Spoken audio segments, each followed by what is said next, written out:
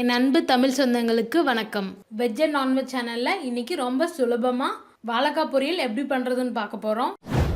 என் சேனலை இன்னும் சப்ஸ்கிரைப் பண்ணாமல் இருந்தால் இந்த சப்ஸ்கிரைப் பட்டனை கிளிக் பண்ணுங்கள்.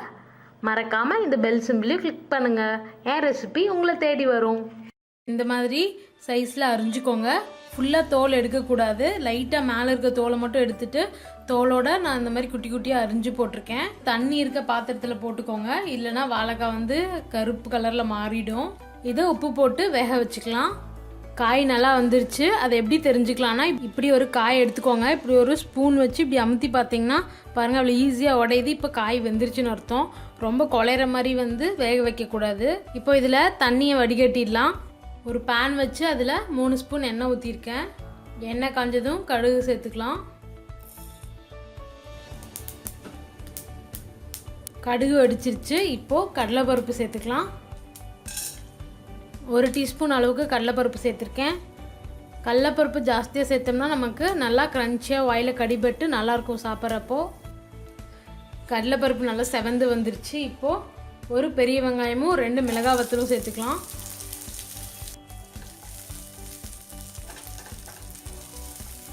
வெங்காயம் வதங்கிருச்சு. இப்போ நம்ம ஒரு 1/4 டீஸ்பூன் பெருங்காயத்தூள் சேர்த்துக்க போகிறோம். இதுதான் நமக்கு வாழைக்காயில் இருக்க வாயுவை கண்ட்ரோல் பண்ணும். பெருங்காயம் சேர்த்து நல்லா வதக்கிக்கோங்க. இப்போ நான் 2-3 டீஸ்பூன் தேங்காய் துருவல் சேர்க்குறேன். கடைசியில் தேங்காய் சேர்க்குறத விட இப்படி நம்ம வெங்காயத்தோடு சேர்த்து எண்ணெயிலே வதக்கிட்டோம்னா இன்னும் டேஸ்ட் நல்லாயிருக்கும். அதுக்காக தான் நான் இப்போவே சேர்க்குறேன். தேங்காய் ஒரு 1/2 நிமிஷம் வதங்கிருச்சு. இப்போது உப்பு சேர்த்துக்கலாம். இந்த கலவைக்கான உப்பு தான் நான் சேர்க்குறேன். ஆல்ரெடி வாழைக்காயில் உப்பு போட்டு தான் வேக வச்சுருக்கேன். இப்போது தண்ணி வடிகட்டி வச்சுருக்க வாழைக்காவை சேர்த்துக்கலாம். வாழைக்காவை சேர்த்திட்டு நல்லா மிக்ஸ் பண்ணிடுங்க.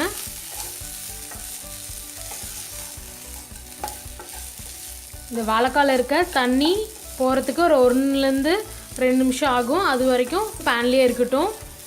2 நிமிஷம் ஆயிடுச்சுங்க. இப்போ நம்ம அடுப்பை ஆஃப் பண்ணிடலாம். நீங்களும் வீட்டில் செஞ்சு பாருங்கள். இந்த ரெசிபியை உங்கள் வீட்டில் கண்டிப்பாக ட்ரை பண்ணி பார்த்துட்டு எப்படி இருந்ததுன்னு எனக்கு கமெண்ட்டில் போடுங்க. மறக்காமல் வெஜ் அண்ட் நான்வெஜ் சேனலை சப்ஸ்கிரைப் பண்ணுங்கள்.